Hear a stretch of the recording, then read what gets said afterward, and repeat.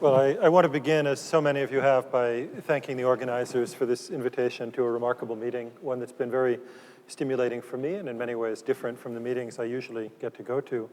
I'm very sorry that Yakir was unable to show up, and it's a great loss. And while I'm honored to give the last talk of the conference, I'm sorry that I can't come close to filling the great man's shoes. On the other hand, since so many speakers here have already discussed some of the topics I want to tell you about, I hope that you can find this talk a little more relaxing as I'm forced to repeat things you've already heard and either realize that you understood them wrong the first time, or if you didn't understand them right the first time, maybe there's some hope you'll understand them now. So I want to talk about experimental information trade-offs, from Heisenberg to Aharonov to quantum data compression. But what I always tell people is I want to keep a certain picture in the back of my mind, and some of you have maybe wondered what the picture in the background there is. This is a cloud of fluorescing sodium atoms, laser-cooled and trapped in the middle of a vacuum chamber. And this is Chris Helmerson staring into the vacuum chamber looking at them. When I talk about quantum measurement, I'm not thinking about POVMs or projective measurements or any of the rest of it. I'm thinking about some guy staring at some quantum object, trying to figure out what it is or what it's doing. And I think it's crucial for us to all keep that in mind. Whatever mathematical formalism we come up with, if you have some way of staring at something and learning something about it, that's what we mean by a measurement. The rest is just formalism. So now we'll go into the formalism, but I wanted you to have the picture. So here's the outline of my talk. I mostly want to talk about weak measurement. Is it possible to talk about the past in quantum mechanics? A few examples I'll discuss, most of which you've already heard about, are Hardy's paradox and its relationship to contextuality, although I'll probably have to retract some of my statements there, we'll see. Measuring the momentum kick due to a which-way measurement, trajectories, and how much a measurement really needs to disturb a state. So hopefully I'll at least say these things in slightly different ways from what you've heard so far. And a little bit about this semi-open question of when weak measurement is useful for actual measurement as opposed to philosophy. Now, if I succeed in compressing all of the data in part one into less than 45 minutes, I will add a few words about a quantum data compression experiment that's among our most recent results. Otherwise, some of you will ask me over beer later, if you like. I don't want to give any more of the talk without thanking the people who really did the work. There's a picture of the latest incarnation of the group. And there are many, many names here, color and underline and italicized encoded to reflect different levels of participation in some of these experiments. But I'll just say that in the present group, it's really Lee Rosema and Dylan Mahler who've been leading our photons experiments. They've worked a fair bit with Amir Fezpour and Xing, believe it or not, on the weak measurement applications. And some of the earlier experiments were carried out by Boris Braverman, whom we've already heard from, and Sasha Koksis, along with Sylvain Ravets, Ardavan Rodabi, Reza Mir, and Yasmin Sudagar, with a lot of help from Pete Turner, Howard Weidmans, who you've also heard from, Robin Bloom-Cahoot, and John Sight. So here's my perspective on weak measurement. We're often told that quantum mechanics is a theory of what happens when we choose to do a measurement. Don't ask questions until you tell me how you've set up the apparatus, what you're going to measure. When you open the door, this is what you'll see. And what I want to know is it possible to talk about what was going on back there before we opened the door? How do you describe post-selected states? So you've seen a more sophisticated example of this, but I want to back up and give you the simple one. I don't know if Vienna is like New York, but I grew up in New York, and the way the kids amused themselves is they went out on the street corner and they would set up 3 little boxes or shells and wait for tourists and tell them that you'd put some money under one of the shells and mix them around, and if the guy got the right shell, he could win the money. And of course, they never found the right box. Maybe you do this in Vienna also. Anyway, I want to do the quantum version of this game and see how well you do. Some of you have heard the story before, and the others will have figured out the answer from Jeff's talk. But suppose instead of telling you which box I put the money in, I tell you I'm going to put it in a superposition. I've got my Schrodinger's 1,000 shilling bill, sorry, and I put it in a superposition of box A and box B over root 2. And I tell you, but that'll be too hard. So let me give you extra information. I promise you, when I look later on, I'm going to find that 1,000 shilling bill in the superposition of box B and C over root 2. And your job is to tell me what the money's doing between the time I put it in A plus B and the time I find it in B plus C. So who can tell me where the money is?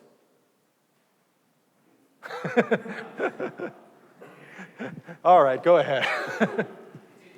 Yeah. The interesting thing, and this is the test. I ask this question in many audiences. I ask it in physics audiences. I always get silence. Occasionally, someone begrudgingly says B after a while, or someone who knows the answer is in the audience, of course. Whenever I ask it in public audiences of non-physicists, everyone shrugs and says B. It's obvious. And the reason for this is simple. If I change those plus signs to the English word or, and I asked you the same question, no one would hesitate. And to me, what's remarkable after nearly 100 years is that we're not sure whether A plus B really means A or B in that way or not. And if we can't answer this question quickly, there's something we don't understand well enough about quantum mechanics. So to me, that's a proof of the importance of studying things like post-selected ensembles. The fact that we can't answer that quickly enough means something is wrong with the way we're thinking, right? So yes, it has to be in box B because it couldn't be in C if I didn't put it there, and it couldn't be in A if I didn't find it there. So I prefer to think about weak measurement as conditional measurements. That's the aspect of it I think is interesting in the same way as Jeff was pointing out relating to the ABL rule, which predates this. The question is just if you prepare a system in some initial state and later you happen to find it in some final state, what can you say about what it was doing in between? What are the values of observables in between? And you can ask a lot of interesting questions about the time reversibility of this situation.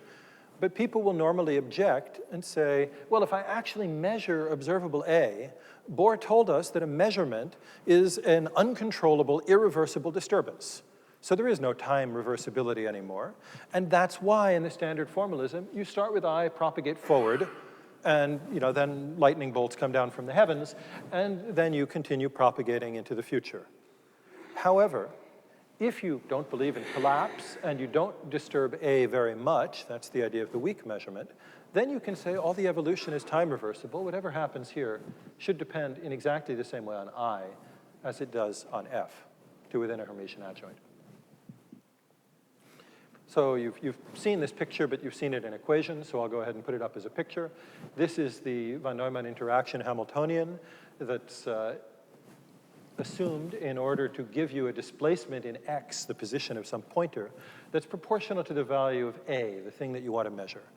So the normal assumption is that you begin with a pointer that's exceedingly well localized in x, so that when you displace it, you can see that. You get a good resolution. And if A is in a superposition of many different values, then x moves to many different values correlated with those values of the system observable A. You end up with an entangled state of the system and the pointer. And in modern language, it's that entanglement that we think of as being at the root of decoherence or effective collapse, if you like. There's a large back action, all right? And just mathematically, one aside is you can see from this equation why that occurs in a very direct way. If the pointer position is very well localized, x has a small uncertainty. Heisenberg teaches us that the momentum of the pointer must have a large uncertainty. Well, the momentum of the pointer, since it's the displacement operator for x, is precisely what shows up in this Hamiltonian. So put yourself in the shoes of the system.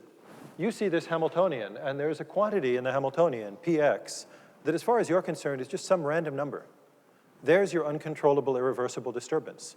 You've got a Hamiltonian interacting with you through your operator A, and the size of the Hamiltonian is proportional to this random number that's very uncertain. That's the measurement disturbance. So if you want little disturbance, you need to make the uncertainty in P small. Fundamentally, that's how you avoid disturbing a system. A side effect of that is if you make delta P small, then you can make delta X big. You have to make delta X big. You make delta X big, and the trade-off is, of course, that you can no longer have a very good resolution measurement. So you'll get some displacement on average, but on any single trial, you'll just see a particle show up somewhere in one of these wave packets. You'll need to do many, many trials before you can figure out how much the center of that distribution has shifted. And that's the weak measurement. And in particular, in the limit of a sufficiently weak measurement, instead of entangling the system in the pointer as you expect, what Aronoff et al. Showed is that it essentially remains in a product state of the undisturbed system and the pointer is simply displaced by some particular amount. Well, in this case, that particular amount is just the expectation value of A, no surprise. But again, the reason I find this interesting is not because it's weak, but because you can use that weakness to allow yourself to study post-selected ensembles. You can say, if I only look at the cases where the system ended up in state F, how big is this shift? And that's what the weak value formula tells you, okay?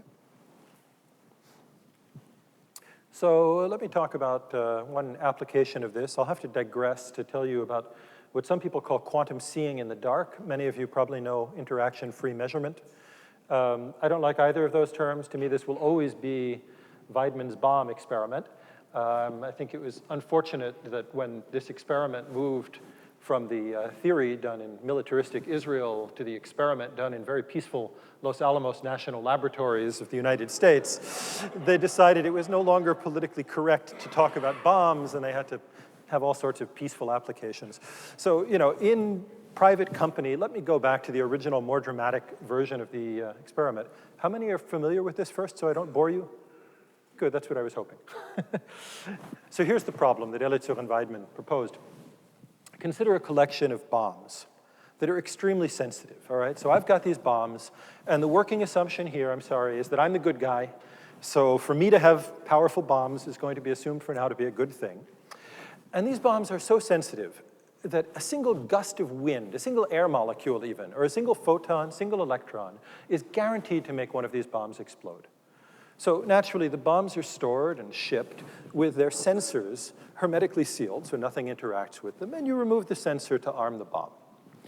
One day I get a phone call from the company that makes them, and they say very apologetically, in that last shipment, half of the bombs are defective. So they're not going to blow up. And it's entirely our fault. We take full responsibility. Return them to us, and we'll replace them free of charge. And I say, well, all right, that's a pity. Just tell me which bombs to return to you. And now there's this long, strained silence on the other end of the phone. And they say, well, we figured you were just going to blow the things up, so we didn't bother with like serial numbers and things like that. Just give us back the ones that don't work. And I think for a second, and I say, well, how do I know which ones don't work? And they said, well, they won't blow up. And I say, well, all right, but then I have to either already try to use them, or I have to blow up all the working bombs also. What else is different about them? How do I tell which sensors are defective?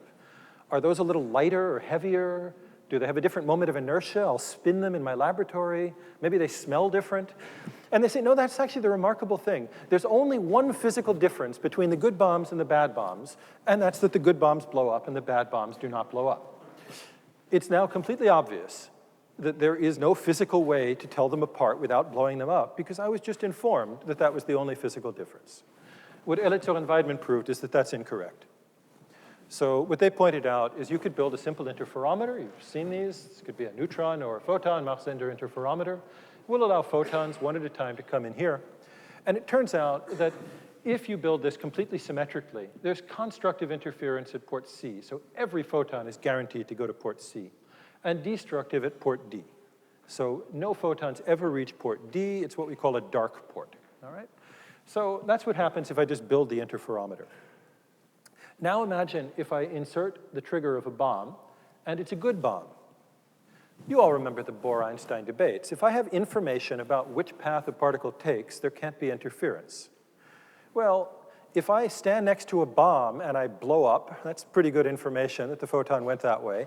But if I stand next to the bomb and I don't blow up, that's equally good information that the photon didn't go that way. If it's a working bomb. If it's not a working bomb, I don't get any information. Well, I don't get much information by it not blowing up. So half the time, the photon goes this way, and, well, I'm safe because I'm up in my office, but my grad students are dead. But the other half the time, the photon goes this way. And when it reaches this beam splitter, there's nothing left for it to interfere with. So it makes another 50-50 choice, and 1/4 of the time in the end, it reaches detector D. And I say, well, wait a second. It was never reaching detector D when there wasn't a detector there, or when the detector didn't work. So there must be a working bomb. And yet, my grad student is still alive, so the photon must not have interacted with the bomb. Remarkably, we learned that the bomb would have blown up if the photon had gone that way, even though the photon never went there at all. That's why they call it interaction-free measurement, although that term is also controversial. So you've heard the sort of new age ideas that quantum mechanics means that we really do know now that a tree, when no one observes it, doesn't make a sound. And I think that's nonsense. In fact, I think this experiment shows us almost the reverse, This experiment allows us to listen to the sound a tree would have made if we had chopped it down, without chopping it down. How strange can quantum mechanics be? And I think it's related to the fact that it's a theory of amplitudes. It's a theory of all the possible things that could have happened, not just of the one thing that did. Now, of course, we also know, pace masanao, that it is impossible to make a measurement without having some disturbance on a system in general. So this idea of interaction-free measurement bothered everyone, and they all study different ways of addressing it. Lucien Hardy came up with a particularly fruitful picture. He tried to imagine building one of these apparatuses, but then letting the bomb be in a quantum superposition of inside the apparatus and not, arguing, well, if I measure what it is, which it is, I must disturb it. If you take a superposition, at least you'll collapse it. So he wanted to probe that. And to do that, instead of a bomb, he imagined an electron and positron that were somehow guaranteed to annihilate if they crossed. It's theory, we can imagine that. So this is now a positron interferometer. And we send an electron through a beam splitter that either goes through this interaction region W or not. And the argument is the same as before. If my positron reaches detector D+, I conclude that the electron must have been in this W path. Something disturbed the positron interferometer. And now we're just going to look and see what happened to the electron coherence. So we close the electron interferometer as well. And suddenly we get distracted by the symmetry of the situation, forget the original question, and say, wait a second, if the electron reaches D-, then something must have disturbed it. So if the electron reaches D-, I know the positron must have been in W, which is brilliant, except that that means if D+ and D- both fire, I know the electron and the positron were both in W, and the whole assumption was that if they were both in W, they annihilated, which means that neither detector could have fired. So D+ and D- can never fire at the same time. And if you do the quantum mechanics, it takes all of 3 lines, and the answer is 1 time out of 16, D+ and D- do indeed fire together. So how do you interpret this? Many people took this as evidence that interaction-free measurement was nonsense. One shouldn't take it seriously. Speaking to Hardy, he attributes it to contextuality of quantum measurements and the error of thinking about different variables as having real non-contextual values, independent of which measurement I do. And the interesting thing to me is that weak measurements, I was going to say, are not contextual. I can measure all sorts of different things weakly, and they still add linearly and everything else. So I don't have this problem. So I was intrigued when Jeff pointed out that 2-time quantum mechanics is contextual. So don't trust me on the theory stuff. We'll just see the experiments. And this is a chart from their paper. One of the interesting properties that I don't think has been stressed is that weak values are just mathematically beautiful. They behave very, very simply. All sorts of rules that normal quantum mechanical expectation values follow, so do these. But there are many other rules as well that make them behave like you'd like them to be the elements of reality, or among the elements of reality.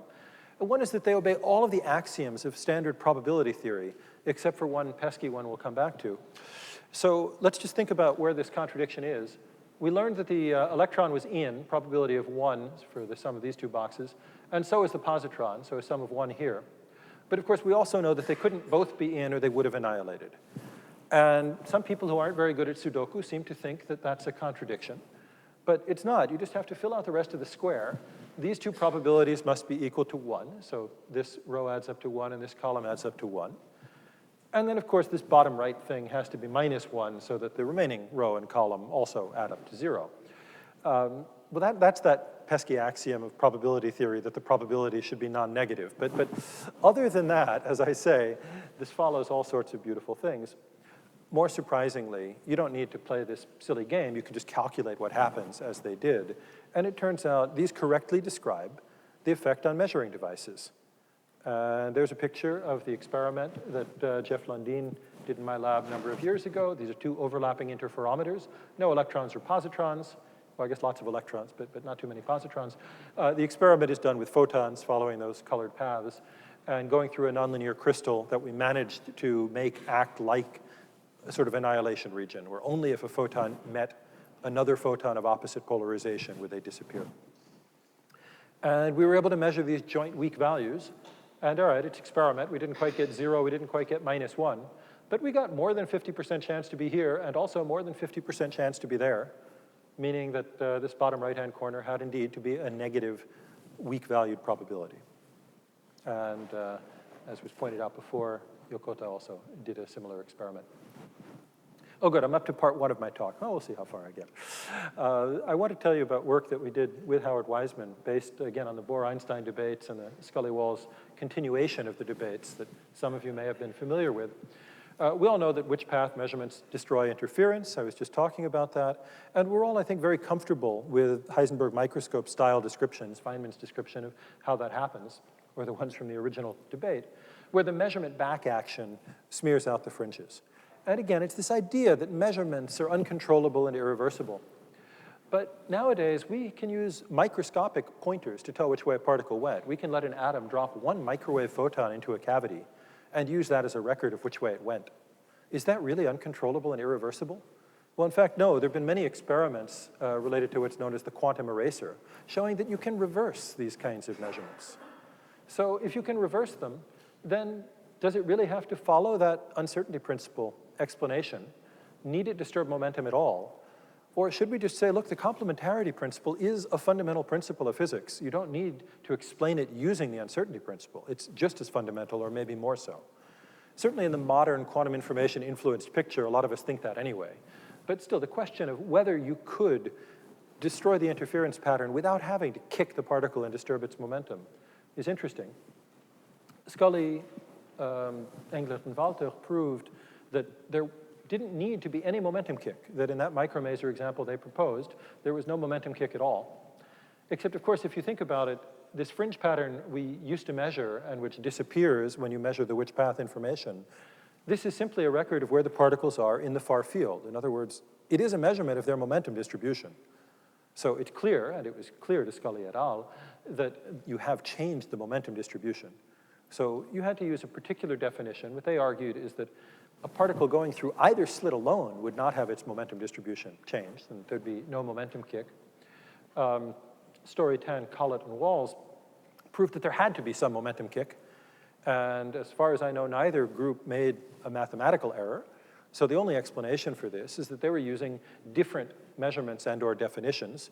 Howard is the expert on the comparison between the two and went on to argue in particular that what these guys show is that you don't change any of the moments of the momentum distribution.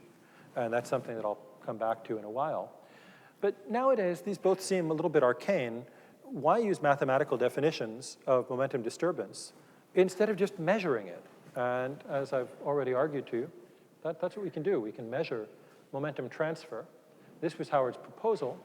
We're going to have a which-way measuring device over here, the darkly shaded region, that will destroy the two-slit interference coming from this slit. So particles will reach this screen, and no interference will occur.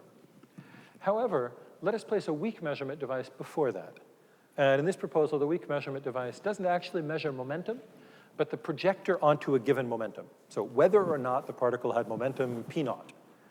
And well, this far screen is basically doing a strong measurement of the momentum of the particle. So we can now ask, if a particle lands at the point on this screen that corresponds to momentum PF, what is the weak value of the probability that it used to have momentum PF? Is it 100%?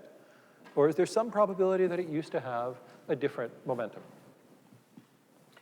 So this experiment was done with completely classical optics. I think Kasagawa-san will be very pleased to note that we had a very large ensemble of identically prepared single photons. I think that was how we were careful to say it. So it's basically a laser pointer. It goes through the double slit, and we do a few different measurements using the polarization to store the which path information, using a different spatial degree of freedom, shifting the particles up if they have this particular initial momentum that I'm calling PI over here. And then in the Fourier plane, we would get our interference pattern in X, but really that's Px now, it's momentum. And there's some place that's the momentum I was asking about with this weak measurement. At that point, the particle should get shifted up. It's that shift up that's a record that they went through this region where we were weakly measuring the projector onto a given momentum. So we had to calibrate this measurement. In other words, we don't have any disturbance. We take out the which-way measurement. We just have a glass slide saying, if your momentum is really close to 0, then shift up a little bit. And at each point along the CCD, we measured the average vertical position of the photons that arrived. And it's basically 0 everywhere, except right in the middle where they went through that slit. So there's our probability. If they went through that region, they're still in that region. Okay? So that means no disturbance. But now we repeat this with the which-way measurement, and depending on where we see the slit, we find the pattern moves around, but it also is shaped very, very strangely. It's got these funny tails, it becomes asymmetric, it remains large, and all sorts of other features, agreeing pretty well with the theory. So these are sort of conditional probabilities for what the initial momentum could have been for a given value of final momentum. And when you integrate it, just to get a probability distribution for the size of the momentum transfer, instead of seeing just a delta function as you'd expect if there were no momentum disturbance, you see a delta function plus a sinc function. The interesting thing about this is it agrees with the Story, Tan, Collett, and Wall's picture, which said that there must be at least some probability to have a momentum kick greater than h over the slit separation. But it also agrees with this picture that there is no momentum kick because none of the moments of this momentum distribution are changed. Now, normally, at least non-mathematical physicists like myself think that if all the moments of a distribution stay the same, the distribution stays the same. Those of you who are a little more sophisticated than I am, which is probably all of you, realize that there are extra assumptions that you need, and those assumptions are violated by this sinc curve. That would never have happened for a real probability distribution, which must be positive definite. There's no way that I could have all the moments vanish if I had a positive definite function which had support outside that central region. But because the weak valued probabilities may be negative, we're able to make all of those things vanish and at the same time have support outside h bar over a.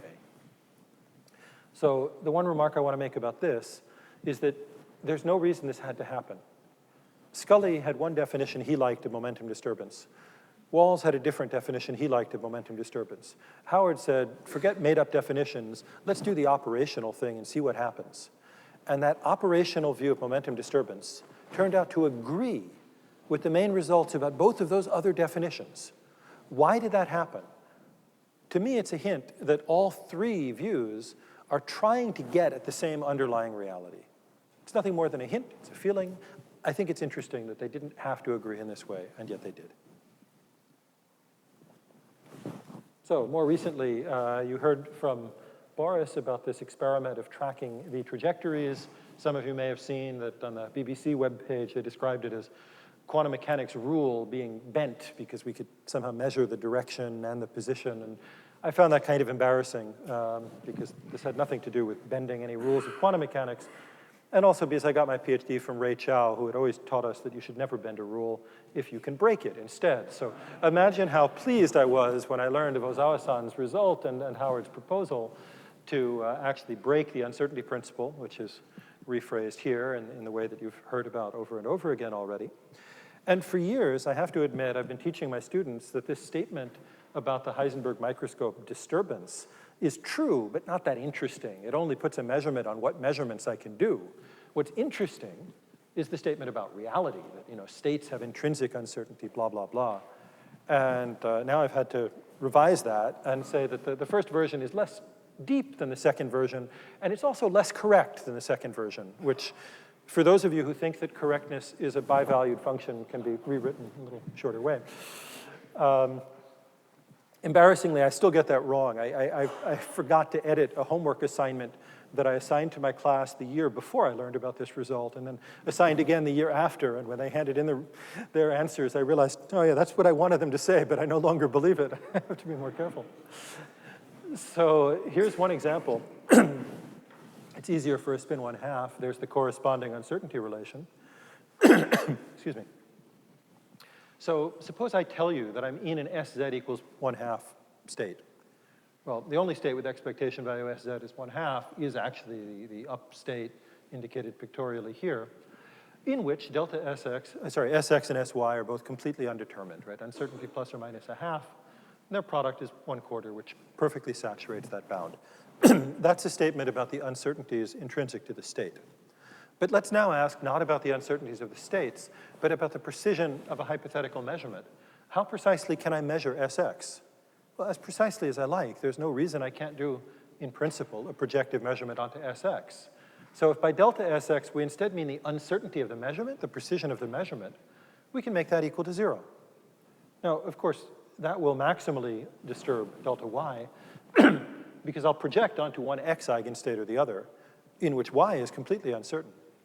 But how much could I possibly have disturbed y? It used to be plus or minus 1/2. It's still plus or minus 1/2. I cannot have changed it by more than 1. So this uncertainty product is 0 because one term is finite and the other is 0. So that's sort of a trivial example. Some people are more concerned about position and momentum. So I'll give you my rotating arm approximation for how to think about uncertainty in position and momentum. I'm curious whether people will tell me that this example is wrong. I think there's still some controversy over it. But imagine some particle in a wave function that has truly compact support. It's absolutely 0 outside of this region. Let me make an approximate measurement of where it is by trying to send it through a slit that's wider than that initial wave packet. Well, if it gets through the slit, then I know that it was in that region. So I've measured its position on those occasions to this uncertainty. But if the slit is wider than the original wave function, the particle never sees these walls. And at least by some definitions, you haven't disturbed the momentum. The wave function doesn't even know about those walls. So what I've done is I've confirmed that the particle is near x equals 0. That was knowledge about the initial state with some finite precision, but with 0 disturbance to the momentum. And I think this highlights one of the reasons people conflate the two versions of Heisenberg's principle. It's because the final momentum must be uncertain. I know what the position is. But then again, if the position was already that well-defined at the beginning, the momentum was already that uncertain at the beginning. The picture people have is that all the momentum uncertainty in the final state comes from the measurement. Therefore, the measurement must disturb it. Where else would the uncertainty come from? The point is the uncertainty could have been there from the beginning. And you see that directly. You've seen these inequalities enough that I'll go through this quickly. In Ozawa's inequality, if you ignore this third term, just look at the first two terms. This is the usual Heisenberg term. And here we have epsilon of A times the uncertainty in B. So if you just combine these two terms, what does it say? It says that given knowledge of epsilon of A, I can't place a lower bound on eta of B. I can place a lower bound on the sum of eta of B and delta B, the sum of the initial momentum uncertainty and the disturbance to the momentum. So if there's already enough uncertainty, you don't need to disturb the particle. That's the moral of the story. And there are at least two ways to do this. You've heard about one of them, both from Ozawa and from Hasegawa. And then there's the second one proposed by Howard. And roughly speaking, here's the idea. We're going to have some variable strength measurement of variable A. And in order to check how much that disturbed the conjugate variable B, we will look at the RMS difference between the value of B before and after the measurement. Well, afterwards, we can just make a strong measurement of B. But beforehand, we have to measure it weakly. So we'll compare the weak and strong value. And we'll define the precision of the measurement as the RMS difference between the value of A of the system beforehand, which we also will have to do weakly, and what the probe says when we try to read out what A is over there. How much time do I have left, by the way? Okay, that's great. So how are we going to make this variable precision interaction so we can tune things? We're going to use tricks from quantum information. We're going to use a controlled NOT gate. So here we have some bit that's either 0 or 1 or some superposition. And if you send in another bit in state 0 and use this controlled NOT, which flips it only if the signal bit is in state 1, then you get information. You end up with an entangled state where if particle 1 is in 0, particle 2 remained in 0. If particle 1 is in 1, particle 2 moved to 1. So Z2 gives you complete information about Z1. On the other hand, if I prepare particle 2, my probe, in a symmetric one, in an equal superposition of 0 and 1, that's an eigenstate of the NOT operation, which means that it's not affected by this at all. It doesn't really care whether I make a NOT or not. Oh, sorry about that. And it leaves me in a product state. So I will have my undisturbed superposition for the signal, and I will remain in the symmetric superposition for the target. So by setting what this probe state is, this was done earlier in Jeff Pride's group, one can change whether you made a very strong measurement or a very weak one. So we'll put it all together. You're not quantum information and quantum optics people, so I think I'll skip what the quantum circuit diagram looks like in detail. We use teleportation, various linear optics quantum computing tricks. This is sort of a schematic of what the experiment ends up really looking like, a pair of entangled photons going through some interferometers and polarizing beam splitters. But there was a problem. We stopped and we said, well, we're going to do a weak measurement. We can do that. But if we make it too weak, we don't get any information. So how weak should we make it? So we went back to calculate, if we made it too strong, what would happen to the stuff at the output. And we discovered something that it then turns out we would have discovered if we'd read Howard's paper more closely. So we read it more closely, and it was already in there, which is that it doesn't matter how weak or strong you make that measurement. You always get the same predictions for the precision and the disturbance. And my whole philosophical view of this problem had been, you can't measure something strongly and then do some other measurement and so forth. You've disturbed everything, so you have to do it weakly. So why was it that these measurements, these results, didn't care about the weakness? And thought about it for a while, and we finally realized that what happens is if you do this weak measurement here, that disturbs the state. In particular, if I do a weak measurement of either z or x, I'm going to disturb y. So by the time I get to this variable strength measurement I want to study, I will have changed the value of y. Well, remember what the uncertainty principle looks like. The right-hand side has the expectation value of y. So if I disturb that, it won't bother the left-hand side, the two things that I measure. But it's going to change the right-hand side of the inequality. If I do too strong a measurement here, the expectation value of y goes to 0. So I will never violate the inequality. I might publish a paper saying I violated the inequality, but that would be because I'm using the wrong value of y, the value it had before I did that measurement. So it is important that the measurement be weak, and we calibrated how weak it needed to be by looking at what happened to the expectation value of y as we measured it more and more strongly and drove y to 0. So then we chose an operation point where the expectation value was still large enough that we would be able to carry out our measurement. And this is what it looked like. As we tuned our measurement strength higher and higher, we found the precision of the measurement went down and down and down. Remember, down for precision is a good thing, right? Lower uncertainty, never sure how to use those words, while the disturbance went up and up and up. And the important thing, of course, is to multiply them, but you've already seen this plot. And what we found is if we just combined the terms in Heisenberg's inequality, it fell below the right-hand side, that thing that depended on the expectation value of y. But if we added the additional terms in Ozawa's inequality, it was, of course, satisfied. Okay? All right, so brief digression into applications, although you heard some of it from Jeff. And then, I don't know, I'll say 2 or 3 words about data compression until you get impatient and just tell me so.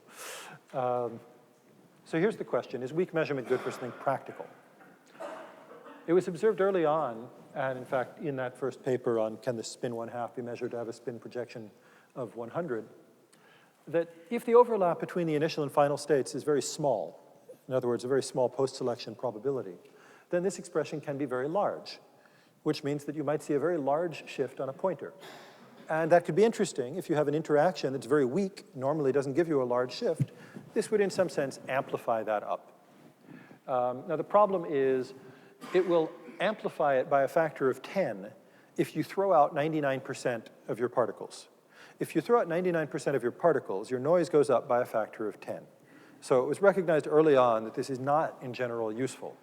And the question more recently has been, are there cases where it's useful anyway? For instance, if my detector saturates so that I have enough laser power to blind the detector and I'm going to have to turn the laser down, well, if I'm going to turn it down anyway, why not do the post-selection instead? Because then at least I get some benefit in return for that. Then there's an advantage. And the other idea was if there's some sort of technical noise that doesn't average out this way, then it will have an advantage. So you saw the Paul Kwiat paper that used it, although they never really tried to prove whether or not they needed weak value amplification to do that. And other groups have since seen that spin Hall effect. John Howell's group, on the other hand, with theoretical support from Andrew Jordan's group, has really hammered away, because the only tool they have is a hammer, I guess, at the signal-to-noise question and tried to show very clearly where there are signal-to-noise advantages, in particular in that deflection measurement that you heard about. I want to show you another quantity it's hard to measure. This is one that's of interest in quantum information now. There are things people call giant optical nonlinearities. That's a code word for really, really tiny optical nonlinearities, but not as really, really, really, really tiny as the optical nonlinearities we have. So it turns out we have nonlinearities that in a dimensionless sense are on the order of 10 to the minus 10, and we can't use them for anything with single photons. We'd love to have nonlinearities on the order of 1, but with one possible exception, no one knows how to do that yet. So people propose, well, if you had 10 to the minus 4, which would be really giant on a practical scale, but really tiny in terms of looking for it, would that be useful? And we're doing that in my lab. We're looking for it. The idea is that you've got a signal photon going through, and you send a probe through there, which gets phase shifted by a little bit, 10 to the minus 4 maybe, if there's a signal photon present. So you put the probe in an interferometer, and you look for that phase, but it's really, really small. Can we amplify that? Well, it turns out we can. If we take the signal photon and we prepare it in a funny state by making it a superposition of paths A and B, and we only let the probe interact with B, so it's really measuring the number of photons in path B, and then we post-select the single photon on the right state, make it a very unlikely post-selection, well, the weak value of the number of photons in this path can be much bigger than 1. Now, there's only 1 photon going in here. Nevertheless, the weak value of the photon number here may be 100. If it is, the weak value of the photon number here will be minus 99, so everyone should be happy. But we demonstrated with direct calculation that this really means that the phase shift observed on these beams, whenever I see a photon here, should be 100 times the single photon phase shift. So we're going to try to do that in my lab, but we did ask about the signal to noise. And eventually, what we concluded is that the weak value amplification can be useful if you're recording multiple events on timescales so short that the noise field hasn't had a chance to fluctuate. So the extra data points aren't giving you any more information about the value of the noise field. You may as well throw them out. It's just like the saturation case. And a year ago, I would have said weak value amplification is useful if and only if the noise is slow enough that this occurs. And now, until I read Andrew Jordan's latest papers and a few other people's, I'll put the if and only if in brackets with a question mark. But that's sort of my tendency still. So there remain a few controversies on that question. And since I'm running late on time, let me just give you the question of the quantum data compression experiment and then jump to the end. If I give you a bunch of quantum bits, can I compress it? In other words, let me give you an ensemble of identically prepared bits and classically ask you, what does it take to store that information? Well, classically, if I write the same bit down 100 times, you just write it down once and you're done, right? That's perfect compression. Quantum mechanically, that's not quite true. I can learn more from 8 copies, or however many that is, of identically prepared photons than I can from any one, because I can only extract 1 bit of information about the polarization vector from any one measurement. So how many copies would I need to fully learn the quantum state? I'd need an infinite number of copies. And yet there is some redundancy if these states are identical. So here's the game I want to consider. Suppose Alice sends Bob n identically prepared qubits. And sometime later, she tells Bob, I want you to predict, as well as you can, the value of S sub z, or S sub x, or S sub y, or something. How is Bob going to do the best possible job at doing that? Well, normally, what we're used to doing in quantum information is what's called quantum state tomography. We fully reconstruct the density matrix or the Wigner function. Basically, we measure Sx a third of the time, Sy a third of the time, Sz a third of the time, and we get a good estimate of the whole spin vector on the Bloch or Poincaré sphere. But that essentially wastes 2/3 of the measurements. Suppose you've done this, then Alice comes along and says, I want to know what Z was. You think, well, a third of my measurements were measurements of Z, that helps me. The X and Y measurements were useless. So really what you should do is just hold on to all the particles. And when Alice tells you, I want S of the vector at 45 degrees in the XZ plane, you just measure exactly that on every qubit, and you're done. Why measure anything else? The question is, what if you don't have enough quantum memory to do that? What if you can't store them all? Could you store a smaller number, throw the others away, and still get most of the information? And since it's late, I won't show you how it's done, but you can actually keep all of the information. The quantum hand waving looks like this. Although the n-qubit Hilbert space is 2 to the n dimensional, n identically prepared qubits live in the symmetric subspace, which is basically like a spin n on 2, which has dimensions n plus 1. So if I have, what is that, 7 probably, yeah, 7 would make sense, 7 different qubits coming in, then there's only an 8-dimensional space. I can encode that in the Hilbert space of 3 qubits. Just now I have to allow entangled states and states that aren't in the symmetric subspace. So experimentally, we went from 3 qubits to 2 qubits. Physically, that meant, from 2 photons to 1 photon, because we put 2 qubits in the same photon at first. That's what it looked like. And that's what finally happens. These are measurement statistics on Z. The bars are the experiment. And the curves are to show you the statistics you'd expect if you did this measurement using 2 qubits or using 3. And you see, even though we only had 2 qubits left, we got as good statistics as if we had kept all 3. And we were able to repeat that on all different measurements and show that we can basically reproduce the precision you would get if you had kept all 3 qubits, even after throwing one of them away. So just to summarize, let me say that I really think post-selected systems exhibit extremely surprising, interesting, and powerful behavior, and that weak measurement is the right way to think about them, to try to understand what's going on before the post-selection occurs. And they resolve various paradoxes, although they create other things we have to work at understanding. Heisenberg's relation, as you've heard over and over again, is true about uncertainties of states, but not about measurement disturbance. And finally, all the information extractable from an ensemble of n identical qubits can be compressed exponentially into log of n plus 1 qubits for later extraction. Thank you very much for your attention.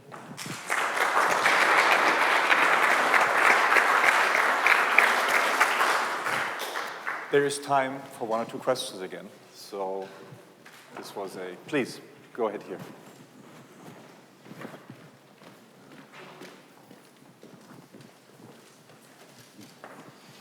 Very nice talk. And you posed some problem about the definition of the disturbance. There you mentioned 3 different conditions which may detect disturbance. I made some mathematical theory about when we say that there is a disturbance, and when we say that there is no disturbance. And I consider the 2 conditions. One is the strongest condition. The other is the weakest condition, okay. I suppose. Strongest condition is that there are 2 observables, time-dependent observer, in first initial observer and the final observer. Usually, these 2 observers are non-commuting, so you don't have joint probability. However, in some cases, those 2 observers has joint probability in initial state.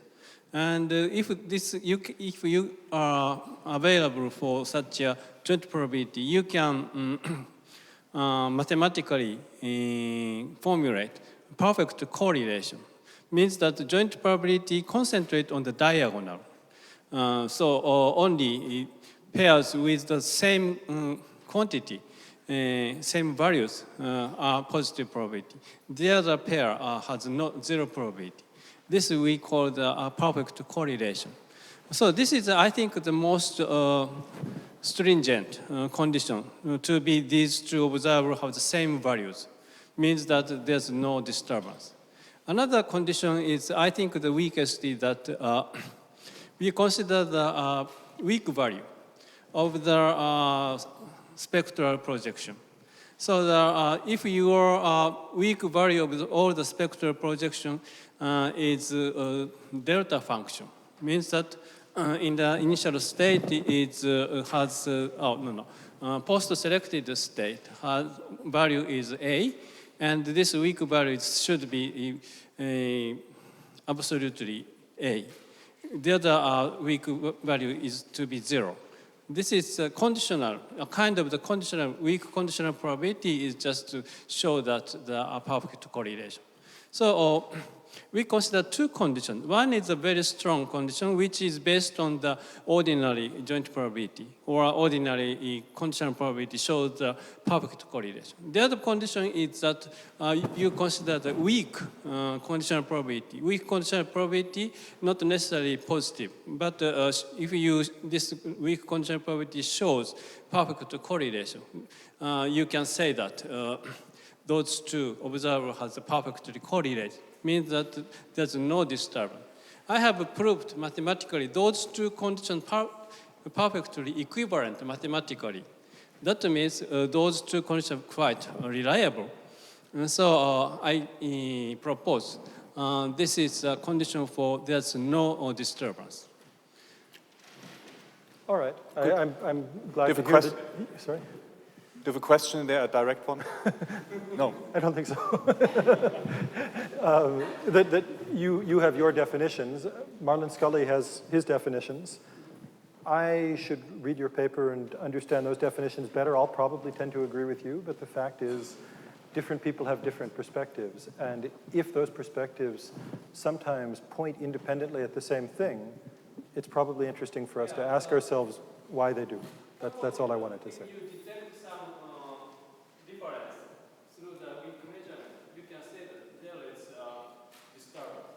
I can say that by my definition. I will have to invite you and Marlon Scully to Toronto at the same time. We'll all go through this. If you don't detect any such change through the weak measurement, can you say that? Then there's no disturbance. My theorem guaranteed. Okay. I have one short if there's a question. Yeah, comments on the question.